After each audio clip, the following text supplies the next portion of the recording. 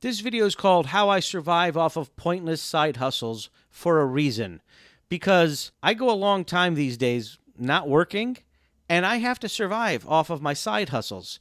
I've decided to pull back the curtain and tell you what they are, and I'll tell you something. Thank God for these dumb, pointless side hustles.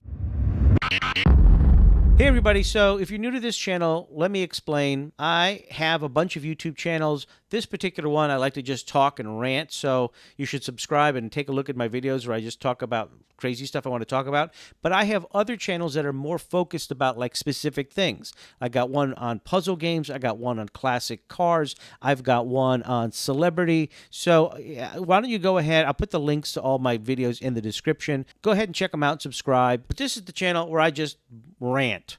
And so the first side hustle I have actually is YouTube. Okay, so this is a brand new channel. I don't actually make this channel because I want to make money. I just make it because, in fact, because the other ones make money, this one just lets me talk.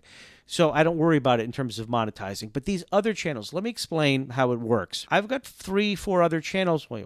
I've got I've got 4 channels that are all monetized. I go ahead and make videos in my free time and I post them up there and they make money. So my car videos, people check out the car videos and there's like, those commercials, that pre-roll or maybe in the middle, and I get ad revenue from that. But not only that, some people approach me and they want me to like specially sponsor a product and then they pay me to do that. So I've got this puzzle, it's called Puzzling Games, this puzzle channel, and other gaming companies will call me and say, hey, will you review my game or whatever, and we'll pay you to, to do that. So I do. And I would have never thought, here I am in my home office, that I could be sitting at home and just making money off of something that I was, off of something as simple as YouTube. I started YouTube like 10 years ago. There wasn't even like monetizable things you could do 10 years ago. There was no such thing as a Mr. Beast 10 years ago. But here's what's happened. An entire industry came and grew up here. So I realized, hey, I can make money, on this stuff. And look, it's not the equivalent of my salary, but I'll tell you this, it's more than my Social Security is going to pay me. It's more than unemployment pays me. If I could double or triple all these the revenue of these pointless side hustles, I wouldn't have to have a job anymore. As I've gotten older, I work less and less because I don't know. I think people just don't want to work with old people, I guess. I don't know. I work in a entertainment media industry, and I think there's a lot of young people there. And as I've gotten older, or maybe it's just the death of media. By the way, talk about it in another video. You should check it out. I just think that it's getting hard for older people to work. Hollywood is certainly collapsing. I talk about that in another video. Anyways, what I also did is I then took the videos and I made them into shorts, and I made original shorts, and I put them all over YouTube.